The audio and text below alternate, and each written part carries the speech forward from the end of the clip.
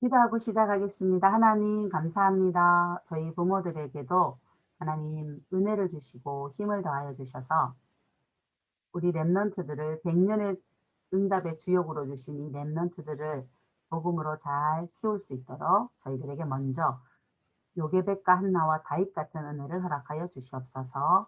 예수 그리스도 이름으로 기도합니다. 아멘. 자, 오늘 제가 시간이 조금 걸려도 설명하는 것보다는 영상 세대라 어 이거 영상을 쭉 다 보고 찾았는데 자막이 이 여기 한글 자막이랑 또 영어 자막이 좀 틀려 가지고 자막 작업은 제가 할 줄은 몰라 가지고 자막까지는 못 띄웠어요. 혹시 우리 어머님들도 시간이 되시면 우리 친구들과 함께 이 모세에 대한 이거 애니메이션으로 되어 있지만 보시면 굉장히 많은 얘기들을 함께 나눌 수 있을 것 같습니다. 도피성을 짓자가 이번 주 2부 말씀입니다. 그때 모세가 요단 이쪽 해돋는 쪽에서 새 성읍을 구별하였으니 이는 과거에 원한이 없이 부지 중에 살인한 자가 그곳으로 도피하게 하기 위함이며 그중 한 성읍으로 도피한 자가 그의 생명을 보존하게 하기 위함이라. 하나는 광야 평원에 있는 베셀이라. 루벤 지파를 위한 것이요 하나는 길르앗 라못이라. 갓 지파를 위한 것이요 하나는 바산 골란이라. 므낫세 지파를 위한 것이었더라.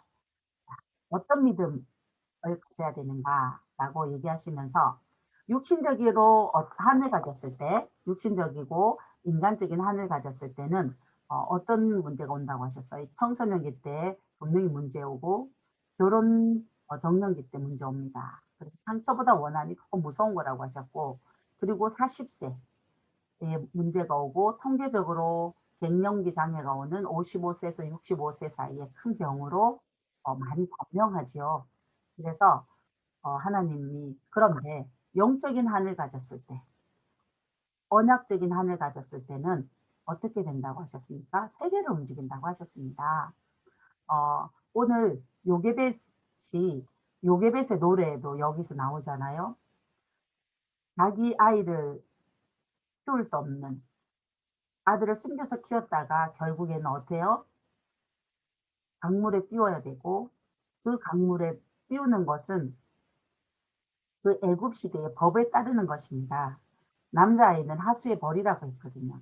그래서 더 이상 키울 수가 없어서 하나님께 기도하고 애굽 강물에 띄울 때 그 요게벳의 한, 그리고 그 아이를 젖먹이면서 요게벳은 창세기 3장 15절과 창세기 6장 14절의 주인공 되신 그리스도를, 그리고 갈대아우르에서 나오게 하셨던 하나님께서 내 씨로 말미암아 천하 만민이 복을 얻게 한다는 영적 서밋의 언약을 굳게 잡고 요게벳은 이것을 모세에게 가르쳤을 것입니다.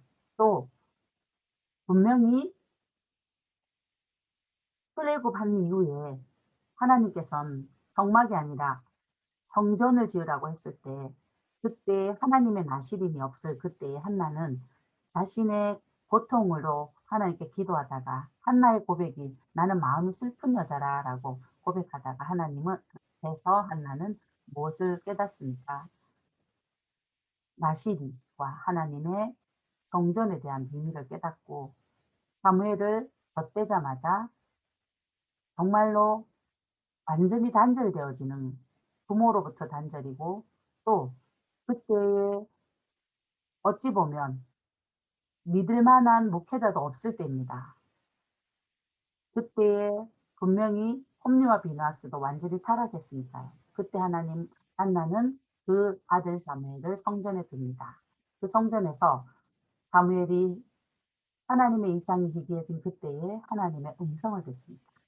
서 있습니다. 이 사실을 전달받은 누굽니까? 다윗을 키워낸 이새입니다. 그래서 다윗은 사무엘에게부터 어려서부터 성전을 지어야 될 이유를 가지고 살게 됩니다. 이렇게 영적인 언약의 한을 가진 사람들은 결국 세계를 움직인다고 하셨습니다. 자, 1부 때 저는 여호와는 하나님이시라라는 말씀, 구약 전체에 흐르는 주제가 여호와는 하나님이시라는 것입니다. 그런데 이 여호와는 하나님이신데 이 여호와는 구원이시고 생명이시며 우리의 미래이십니다. 그 여호와 하나님께서 우리에게 뭘 하라고 하시냐면 도피성을 지으라고 하십니다. 어떤 사람이 오늘 도피성입니까? 범죄한 자, 후지 중에 실수했던 사람. 창세기 3장 상태가 후지 중에 실수한 거잖아요. 의도적으로 하나님을 대적하려고 하진 않았지만 사단에게 속아서 언약을 놓치고 후지 중에 실수해서 하나님 떠나게 되었습니다. 그래서 요한복음 8장 44절에 영적 문제로 병들고 삶이 실패되어지고 애쓰고 노력해도 안 되어지는 그렇게 살고 있는 그들에게, 그래서 너무 많은 사랑이 필요한 그들의 도피성을 지으라고 하셨습니다. 우리의 가정이 도피성이 되어야 되겠고, 또 우리 한 사람 개인 개인이 많은 영혼들이 우리에게 와서 복음을 받을 수 있는 도피성의 역할을 감당해야 합니다. 그것을 어떻게 해요? 영적인 한으로 가져야 되는데 이 일을 누구에게 맡겼냐는 겁니다. 하나님께서는 바로 하나님께서 레위 지파에게 이 일을 맡기셨습니다. 그래서 이 일을 레위 지파에게 맡기시면서 어떤 축복을 약속하셨습니까? 성전의 축복. 즉 하나님께서는 성전과 또 도피성과 이 도피성에서 해야 할 일이 뭡니까? 237 세계를 치유하고 또 영적 서밋으로 서밋의 대사 역할을 감당해가는 이 일을 저희들에게 맡겼습니다. 예, 왜냐하면 예수님이 이 땅에 오신 이후로 만인 제사장 시대가 열렸습니다. 모든 사람이 그리스도를 안다면 우리는 레이지파입니다.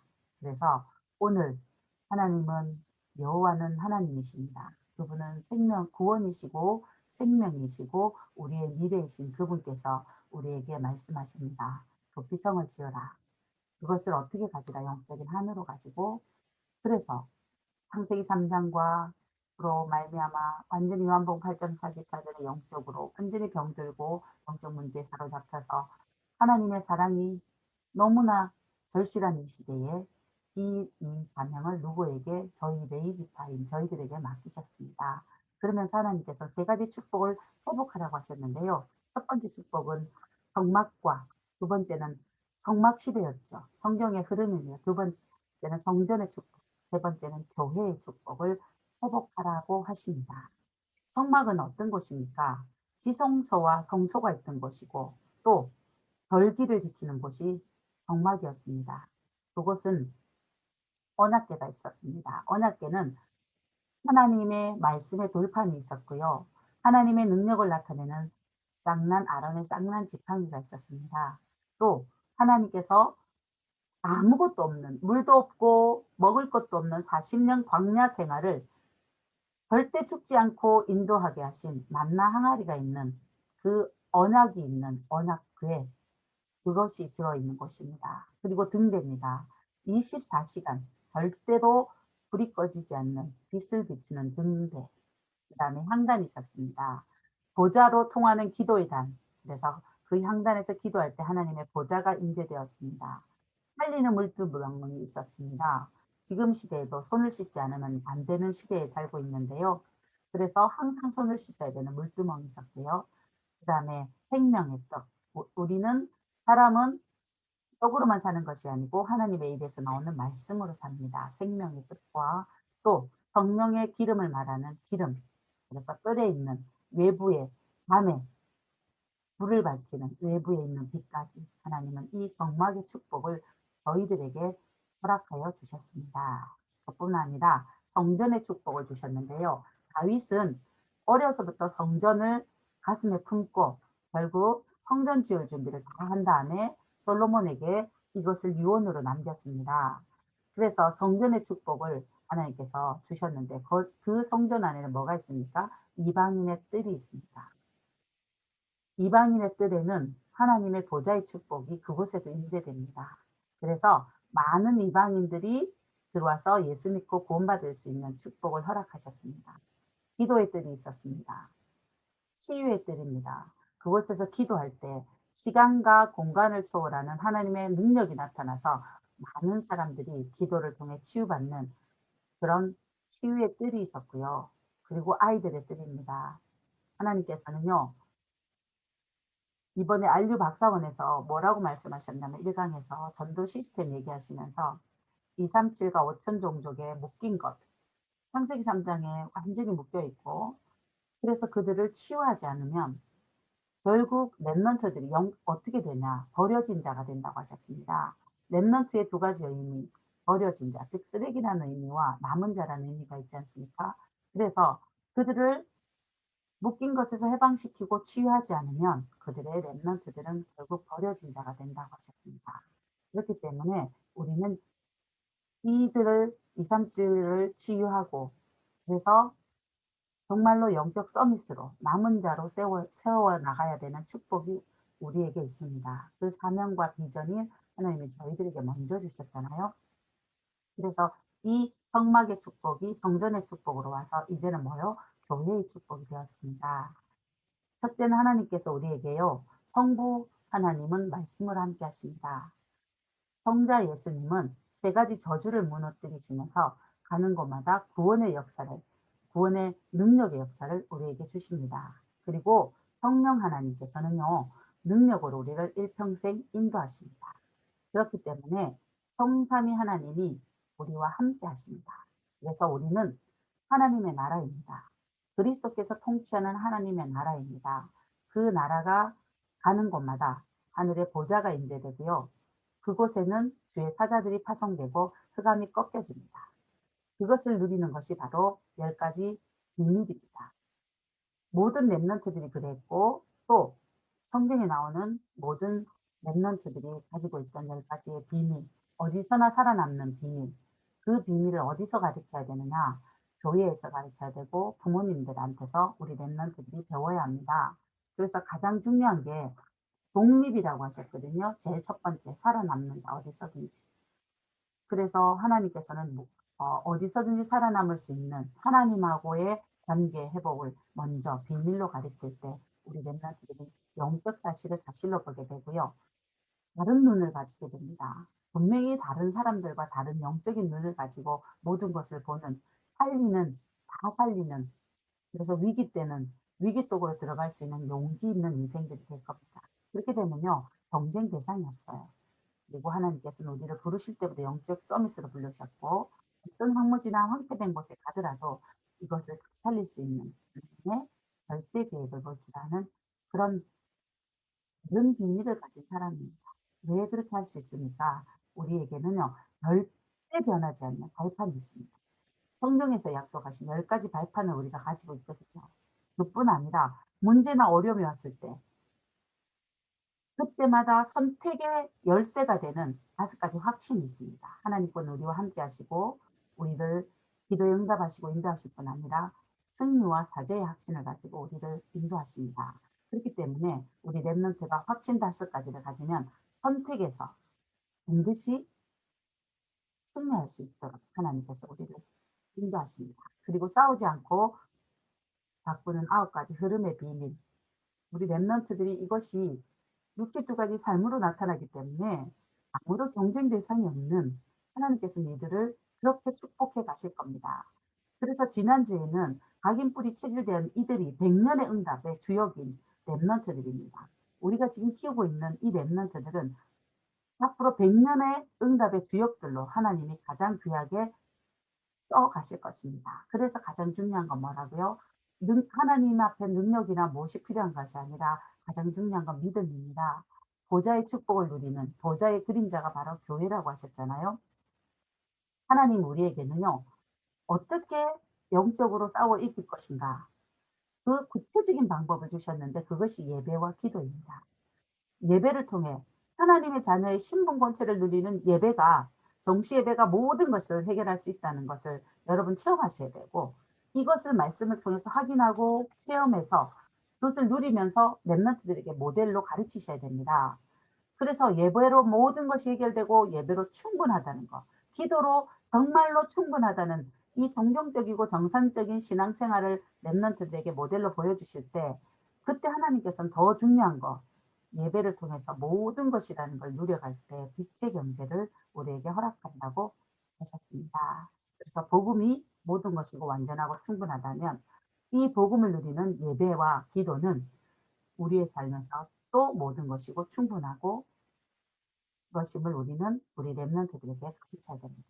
그래서 예배와 기도로 전 세계를 움직이는 비밀, 이 비밀을 누리는 레위인의 축복을 하나님은 저희들에게 주셨습니다.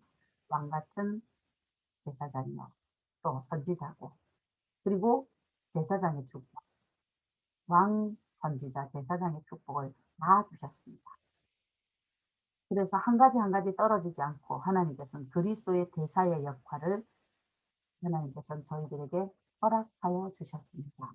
이번 한 주간에도 베드로전서 2장 9절을 말씀을 정말로 암송하시면서 왕이 아니지만 왕 같은 제사장으로, 또 왕 같은 선지자로, 또 정말 실질적으로 모든 축복을 다 해결할 수 있는, 죄에서 어떤 사람도 죄에서 자유로울 수 없는데 이 죄에서 오는 저주와 재앙을 완벽하게 해결할 수 있는 제사장의 축복을 다 주셨습니다. 이것을 뭐로요?